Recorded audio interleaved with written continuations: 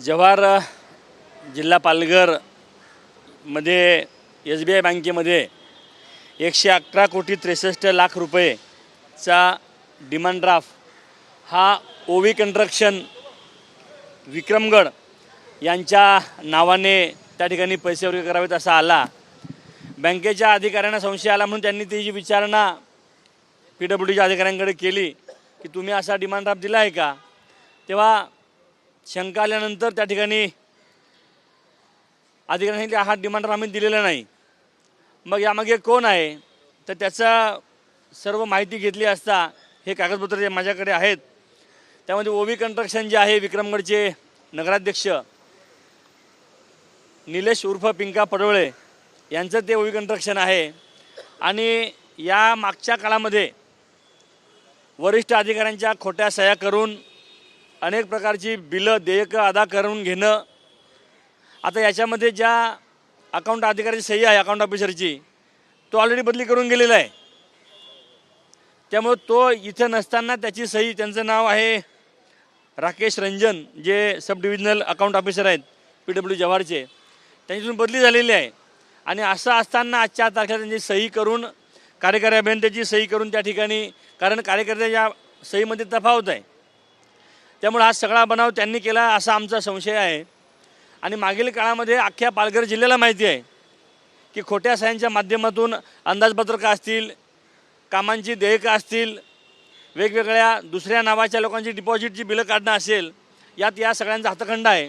ही मोठी टोळी आहे आणि अनेक मागच्या वर्षापासून यामध्ये या गोष्टी होत आहेत। हा त्याचा मोठा पुरावा आहे।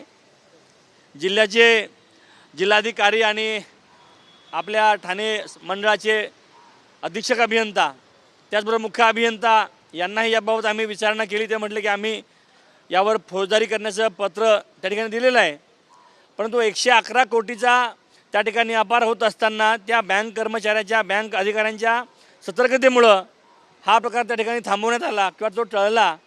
परंतु 111 कोटी रुपये जे ठेकेदारांची अनामत रक्कम असते आज त्या ठिकाणी बिलांच्या दिरंगाईमुळं कॉन्ट्रॅक्टर आत्महत्या करत आहेत, सरकारकडे पैसे नाहीत आणि अशा परिस्थितीमध्ये 111 कोटी रुपये एखाद्या धनदांडग्या जो अनेक मोठ्या नेत्यांच्या जवळ आहे अशा माणसाच्या खात्यामध्ये वळती करण्यासाठीचं पत्र त्या ठिकाणी दिलं जातं आहे।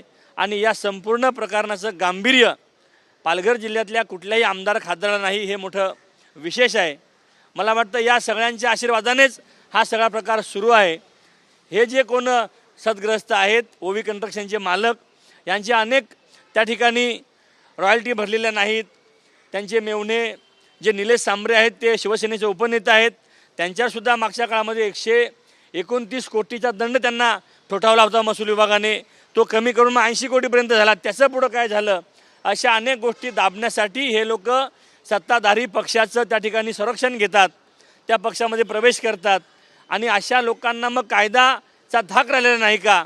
या राज्यामध्येच नव्हे तर आमच्या पूर्ण पालघर जिल्ह्यामध्ये यांची एक वेगळी दहशत त्या ठिकाणी आहे। आणि सर्वसामान्य माणसाला पैशाचा धाक दाखवून किंवा धाकदपटशा दाखवून त्या ठिकाणी अशी कामं त्या ठिकाणी सर्रासपणे करतात असा आमचा प्रचंडपणे आरोप आहे। या प्रकरणामध्ये कोणावर गुन्हे घेतले गेले पाहिजे, दाखल झाले पाहिजे अशी आपली मागणी। ज्यांच्या खात्यावर पैसे वळते करण्यासाठी हा डिमांड ड्राफ्ट काढण्यात आला ते निलेश उर्फ पिंका पडवळे नगराध्यक्ष विक्रमगड यांच्यावर गुन्हा दाखल झाला पाहिजे।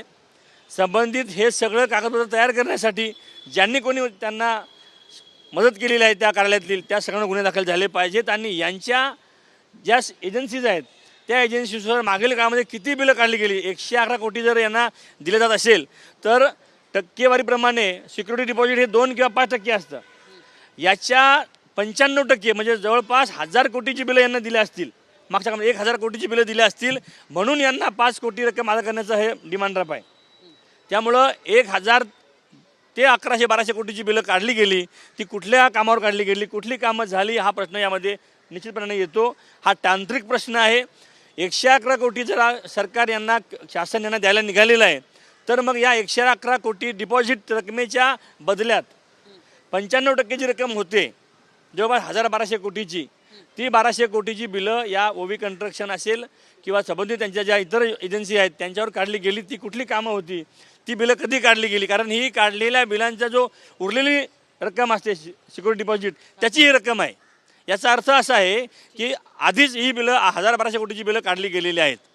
खरं तर पण आता या सगळ्यामध्ये राजकीय व्यक्ती कोण कोण इन्व्हॉल्व आहेत, कारण की तुम्ही म्हणताय की उभी कन्स्ट्रक्शनचे मेहुणे निलेश सांबरे आहेत, परंतु याच्यामध्ये अजून कोण सत्ताधारी पक्षातले आमदार मंत्री involved आता आजच लोकमत, लोकसत्ता, दैनिक पुढारी आपल्या सर्व टी व्ही चॅनलनी आपल्या सगळ्यांनी बातमी देऊन सुद्धा जिल्ह्यातला कुठलाही मोठा आमदार, खासदार किंवा वरिष्ठ अधिकारी, मग ते कलेक्टर असतील किंवा अजून तिथले आमचे कोषागार अधिकारी, यांनी कोणी दखल घेतलेली नाही.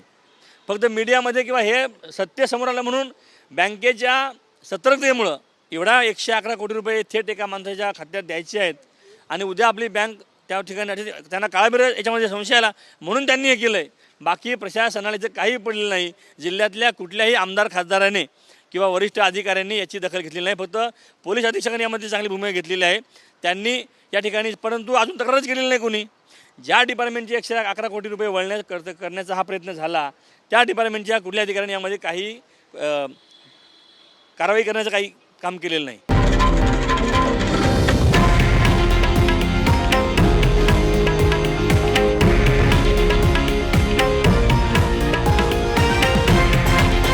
हे आहे देशातील नंबर 1 न्यूज नेटवर्क आणि आपण पाहत आहात TV9 मराठी, एकमेव.